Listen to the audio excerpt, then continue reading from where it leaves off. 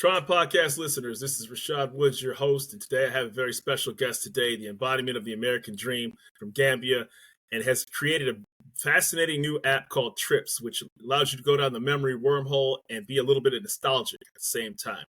Ebrima Jallow, ladies and gentlemen. Thanks, Tron. Thanks, Rashad. I'm calling the name of your show because it's it's fascinating when I saw the title of your show. I'm like, that's a very catchy name, you know. Yeah. But yeah, thanks for having me, man. I'm glad to join you here and talk about my journey on how I build Trips and all the ins and outs that comes with just building your own technology company when you're not like Facebook, when you're not like TikTok, when you're not like Twitter. It's a different approach. So yeah, I'm glad to join you so we can go down memory lane, if you will. Well, the same thing is like, when you're trying to do a podcast or where you're trying to do a social media app, it's a very crowded space and there's a lot of imitators and copycatters. And so you don't want to be a flash in the pan. You don't want to look like you're, latching onto a trend. So you have to carve out your own particular space. And it seems like you've done that. Can you tell us a little bit about your educational background? What led you into technology, AI, computer systems, and human connections? Yeah, so I have a very random way of connecting how I got to the technology space. I first look at the ATM, right? The way it worked. Simple, very sophisticated. And the first time I interacted with it, it's like, wow, you tell it what you need, it delivers exactly what you need. I mean, Rashad, how many times have you said, give me $40 and the ATM give you 60 or 20 or 100? So that had me thinking a lot like, man, well, like what got to the development of this and what got it to this point to position? That's one. And the second thing it also taught me was just the simplicity of user experience, right? Right. You don't need to overcomplicate things. You don't need to, serve it as well. You can do exactly what you ask for, Correct. Just what the people want, right? So that kind of drew me into just looking at how that's created, drew me into the computer science world, right? I wanted to do a lot of things though in the beginning. I wanted to do architectural drafting. I wanted to do accounting. I wanted to do screenwriting. That's just the fancy way of saying I was a confused man. I probably still am confused. But that's what life's all about, man. Yeah, exactly. So when I majored in software development, probably one semester into it, I saw another field called computer forensics, which is what I have a degree in, and I got drawn into it because of the just the investigative nature of it, like looking at cyber crimes and figuring out trends that were. You were ahead of the curve. Yeah. I tried. So then I'm like, wow, that sounds so sci-fi. That sounds like the kind of movies that I like to watch, right? I think the one angle that really got me interested is, people that send child pornography over the net and mask it with something else that somebody would not know. So it is the job of a computer forensics analyst to go in and, uncover that, right? Unmask it, decrypt it, and take those people to task, But however, there was an aspect of computer forensics that I didn't quite think is for me, and that is the idea that you have to write a report and probably show up in court to testify. There's just some legal aspect of it. I'm like, I don't think that part of it is exciting. So then, after I graduated, I didn't do much with computer forensics. I still gravitated toward, software development, just building things, making useful things that people can use, can touch, can feel, and create an experience for users. Yeah, definitely. And so I think that when it comes to computer forensics, there's like these myths that all they do is solve crimes all day, when in fact it's also about data protection services, data integrity, stop from hacking. I did a cybersecurity course from IBM online, and it was like, a lot of times, hackers use brute force where they just keep pounding at a server until it eventually cracks. Right. So it's like a flood. It's like a dam. They just keep pounding away at it. And so what I found fascinating about your background is that, you came from Gambia, right? So how did what caused you first to actually emigrate to the United States from your background? Very good question. In Gambia, youth like myself, when you graduate high school, your next step, your most immediate inclination is to travel.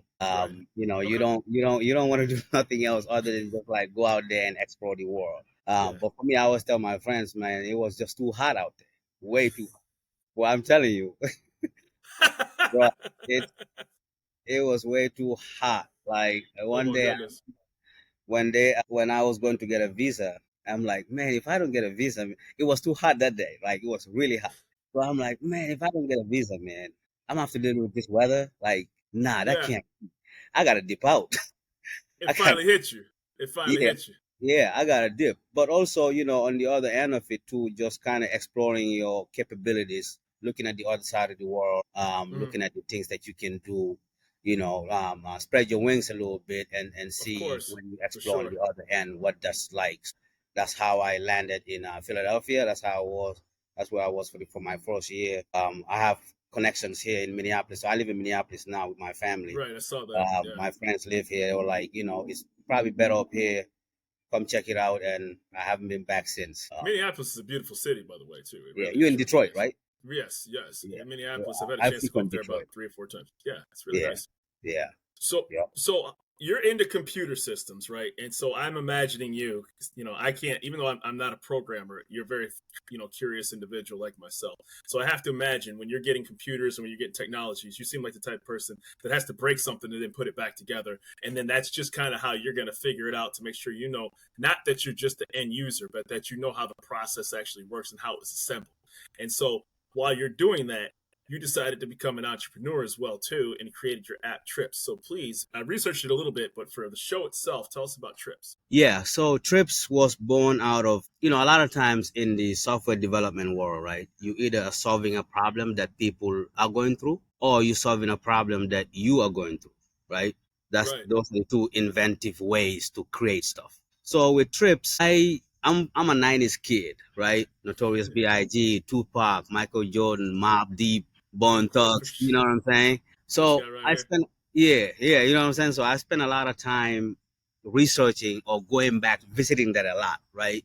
Right. And spend a lot of time on YouTube, more times than I'm supposed to, honestly. We all do. We all You know do. what I'm saying? Like going down memory lane. So one day I was like, yo, it would probably be better if I just come up with a platform where, people can just visit and share and Mhm. archive, but also relive those memories, right? Of course. That's So it beautiful. wasn't it wasn't I went out and asked people like, hey, what do you like? It was me figuring out there's a need for me for something, and then I went out and built it. And coincidentally though, when I go to YouTube, I go a particular song or whatever sports, Michael Jordan doing the fadeaway with Utah in '98.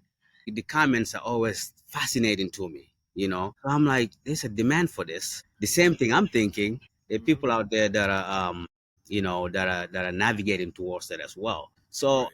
I've sat on the idea though for a long time, right? It wasn't until 2020 during the pandemic, Awful. ESPN had a show, very awful, right? ESPN had a show called The Last Dance, Michael Jordan's last year. I don't know if you saw it.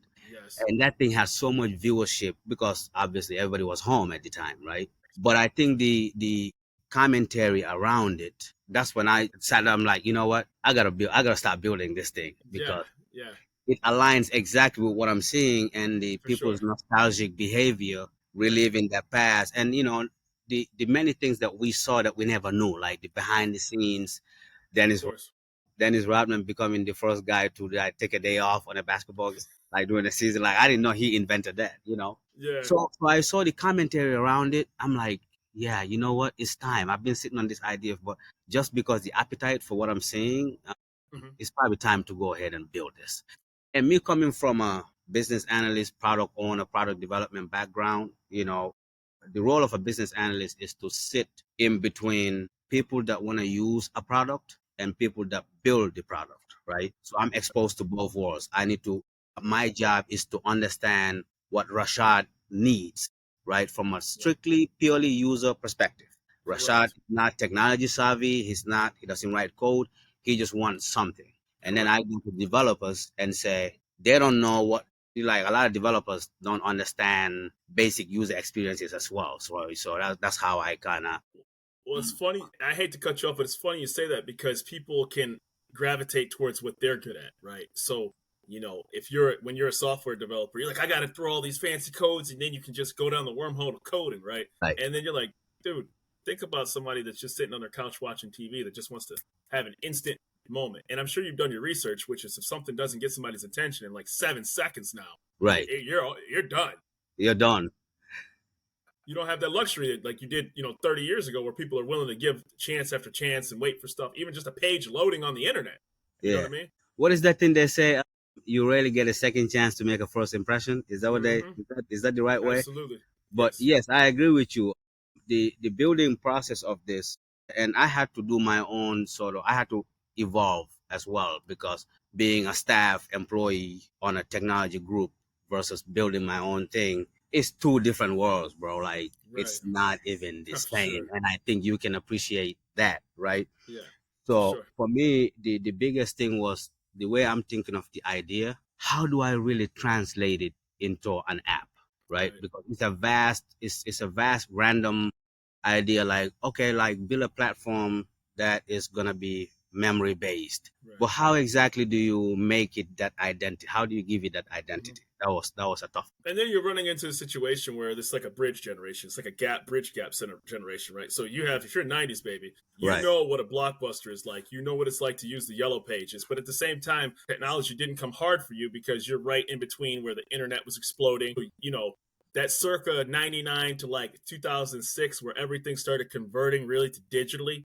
Mm-hmm. You know, you're a teenager or a young adult and you grew right along with it and it became normal. So for you to grasp it nostalgia, like, look at one of the most popular shows out right now is Stranger Things, and there's a reason why it's one of the most, because everybody's like, oh man, this reminds me of Steven Spielberg movies, this reminds me of Stephen King things. So all those people that were 6, 7, 8 years old, now they're watching this and they're 40, 45, and they're like, oh my god, this reminds me of everything that I grew up with. I'm so glad you mentioned that, because Stranger Things was something that I keep in mind all the time, right?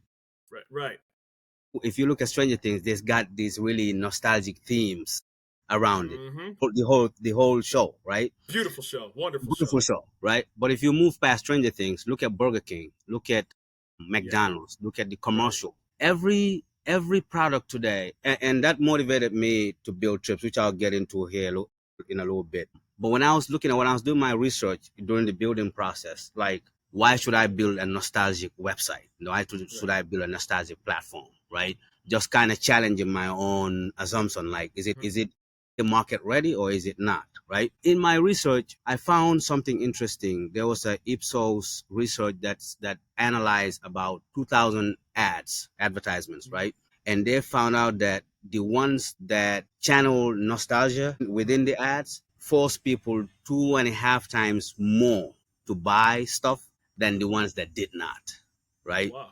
Yeah, Yeah. it's interesting, because the thing is, if you are a brand, right, and you channel the best way to channel my trust is to channel something that I was fond of in my Mm-hmm. younger years, Mm-hmm. right? If you go to my Nintendo game, right, to your PlayStation, to the Yes. Walkman, right, to the CD player, you are Yes. more likely to sell to me.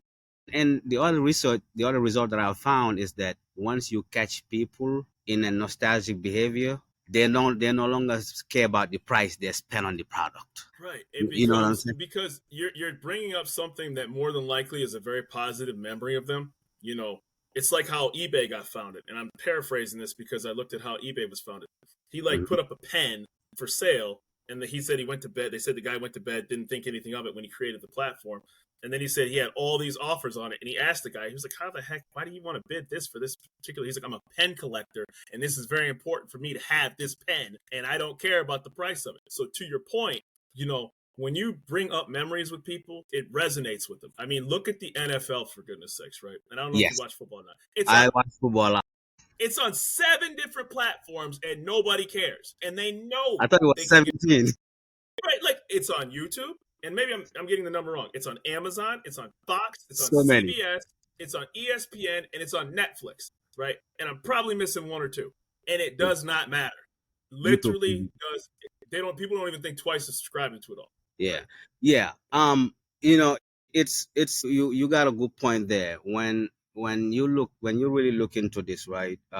Somebody asked me one time, because I told them the Trips platform is not meant to be, and that's what I was shooting myself in the foot when I said it's not meant to be addictive. Mm-hmm. And what I mean by that is, naturally, you're not meant to be addicted to your memories. You just Right. visit them every once in a while, because the present world around you is moving too fast, right? Correct. If you, if people always say, man, I miss the good old days. I don't think that's because the good old days were better.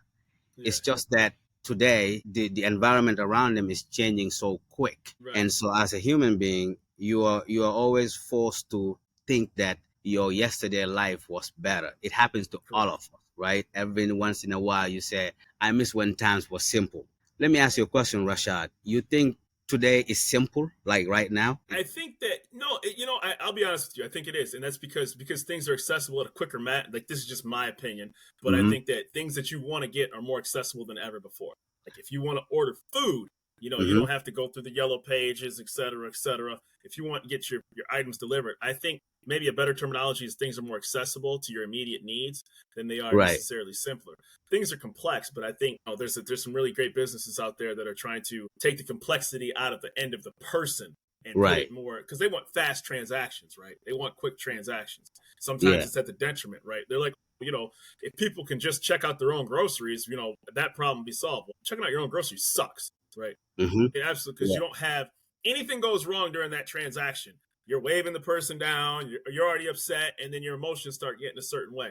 So I think Yeah. accessibility as opposed to simpler is probably a better way to describe it. Yeah. I asked the question because I'm sitting here thinking in 20, 30 years, we're going to be looking back to them and be like, man, we missed the simpler times. You know what I'm saying? Like, we're going to look at 2025 as a time that was simple when social media is like growing so fast and the trends, which brings me to a point, speaking of trends, right? The differentiation between trips, and for everybody watching, trips is not trip, it's trippz, because I'm thinking multiple trips down memory lane, right? So I Mhm, need to clarify that. So it's not, don't go to the app store looking for trips, look for mhm. trippz. Good note to make. But I'm saying that to say that, with the differentiation model, right? When we were building this, when I sit with the team, the thing that I like to remind them mostly is the trips platform should be of experience and discovery all at the same time, Right, right? right. Because for someone who was not born in the 70s or born in the early 2000s or 90s, Completely you different can have perspective. your own memory lane, but you can start seeing things like, P-Funk, Parliament Funkadelic. You know what I'm Right. saying? Like you're discovering new things. George Clinton getting on stage. I watched a video where George Clinton was way ahead of his time. The technological things that we're doing on stage in the Yes, 70s, like 3D. They were saying 3D back then. I thought 3D for was like sure. was like Yeah. right now.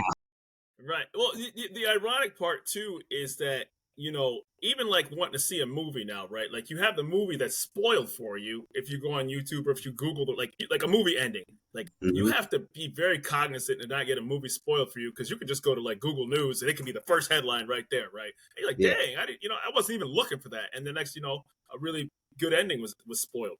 So or if you wanted to see a movie, you would have to watch the trailer, maybe on the cassette, the video, the VHS, or you'd have to see it in the theater. But then the movie now can be spoiled for you because 3/4 of the movie is already told in the trailer that you saw. So Yeah. sometimes you have to like remove yourself from the current events. Be like, I need to purposely stay away from anything because I actually want to experience something now, as opposed to have it being spoiled in advance for me. Which is crazy because you just said something that reminded me of back in, I don't know, '05, '06. I used to come home to know the score of the basketball game. Like Mm-hmm. I wouldn't know. I would be at work and I wouldn't know what the score was. Right? Mm-hmm. If the Sixers are playing with the Lakers, I'm like, man, I like when I get home, and it didn't occur to me to watch a replay because like, I watch the highlights on ESPN. But isn't it amazing? Just in a matter of 20 years, like you can't wait.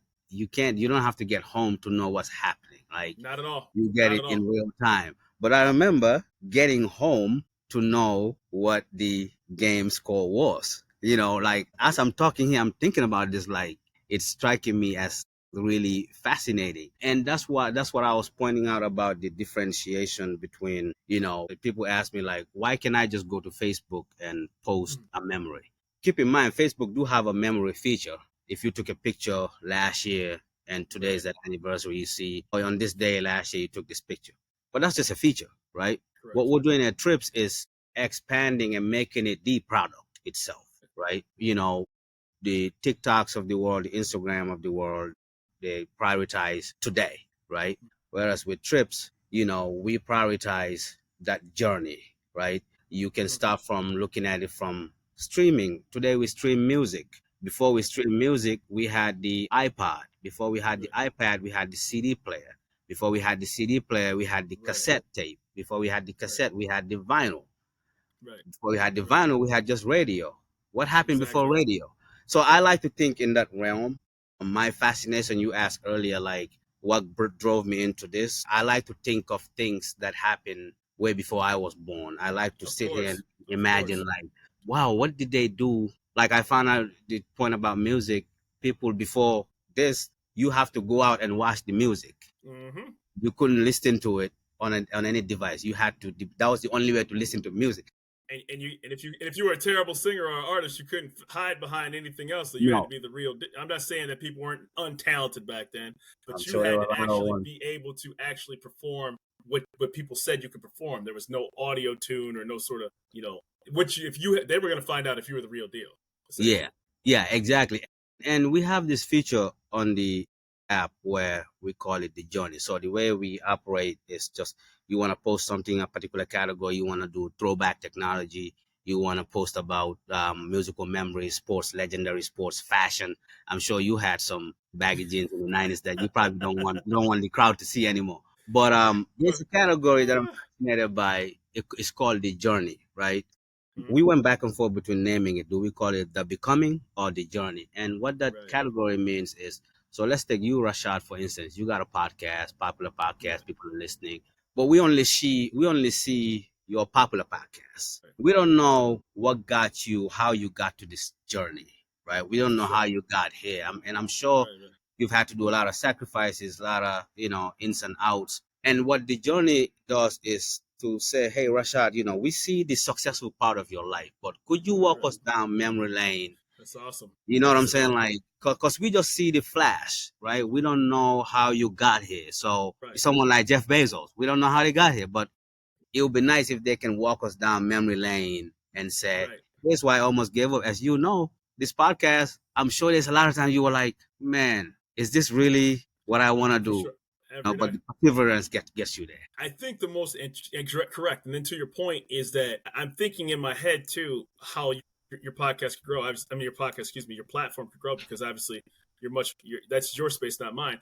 But if you had a merchandise store of nostalgic materials that people could purchase things, whether it's Don't give it away games, now. Don't give it away now. I'm sorry, I'm But sorry. no, go ahead, because I'm about to add something to that. Yeah, I was just thinking, like, for people who are going down the memory lanes, if they wanted to buy boom boxes, if they wanted to buy Nintendos, if they wanted to buy certain movie posters, right? So that way it could be integrated into their memory bank and make it a consumer experience. Because, most of the people that I'm sure that you're aiming for are between 38 to 50. So it's not like they're that old, right? Hmm. And for people who are 17, 18, if you're fortunate enough, you'll reach those ages and you got to deal with it. Right, You right. know? I'm so glad you mentioned that because when I was thinking of this app idea, I paused on it because there was a commercial aspect of it that I'm like, they gotta go hand in hand, right? I gotta find a way to make money out of it, right? So one day it was July 4th, 2022. I took a walk to the lake and I'm walking, I'm thinking like, and then it clicked like, oh, you need to do this, do that. Well, I Right. got back in my car, went home so that I don't forget what I'm thinking about. That was Mm-hmm. the first day I put the idea on paper. But Good, good. the future vision of this platform, we're thinking of partnerships, branding. At this point, we'll focus on the user growth. But Right. let's be assured, we're thinking of a lot of different fascinating things right now, especially Right. on the advertising end. This might be the first platform where you will see people actually go to the ad, right? Right. Without Yeah. giving too much away on how we're Of thinking of it. course, of course. Um, the way I'm thinking of the way advertising works. When you're watching YouTube and your ad come in, you're 90% likely to click out of the ad, right? What if you don't have to do that? What if it's the Right. opposite, right? That's how we're, For we're sure. thinking of many things on the commercial front. To your point earlier, yes, we do have those, Yeah. and keep following, and you will see one day we're gonna Yeah. come back to this show on Of a course. I'm nostalgic looking forward to it. on a memory lane, and we're gonna be like, yo, Rashad, Well, remember when we're talking yeah. about this? What do you think now, right? Well, it's just a natural evolution. And more importantly, it's that you know the lane that you're in. This is me just from a user experience that was like, man, if I'm already on here, I would love to see like a poster of like a Ghostbusters poster or a, Who Framed Roger Rabbit kind of poster that's in there, like, Yep. oh man, this is available. This reminded me of my childhood. Yeah. So where can people, I always ask this of all my guests because I think, they don't need me. They've never needed me. I'm just a person that's just fortunate enough to talk to you all. How can people find Ebrima Jallow? I'm on Twitter. Fulani Dude, Fulani Dude. I don't need to spell dude, but I'm on Twitter. I'm on Instagram, Fulani Dude as well. I'm on LinkedIn. Check me out. I'm on Facebook, Ebrima Jallow, and the app, both platforms, iOS, Android, and we have a website as well, www.gettrips.com. On there, you can walk your way through the app and just kind of look at the theme of what we have. So, man, and I think I always say this to almost all of my guests, but I don't think a half an hour does justice to what you actually are accomplishing and continue to accomplish.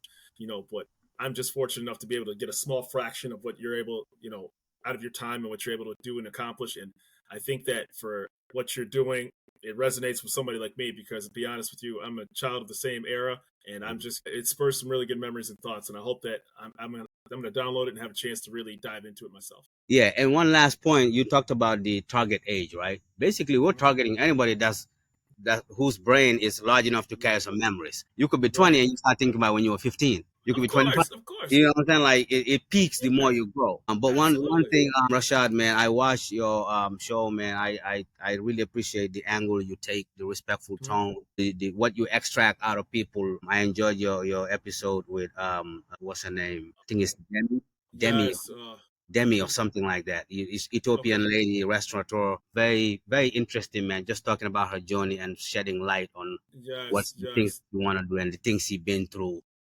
That was a beautiful story. It was very, very heartwarming, and I'm sure it resonated very closely with you as well too. Yeah. Similar background and things like that. And so that was touching, and it was really good for her to share her story with me and get a chance to really actually be involved with that. And so I really, really, really take that to heart. Zed Wamadou, that's what her name was. Zed, not Demi. Zed. Zed, yes. So her story was very great. But the stories can be much more beautiful if the host is able to extract it, right? And I think you do a great job. I watched that whole thing, like, wow, you're learning as you go, So, but yeah, man, I appreciate it, man. Thanks for having me around, and we'll get back to this again at some point. Very much appreciate you, sir, and best success to you. Cool. Thanks, man.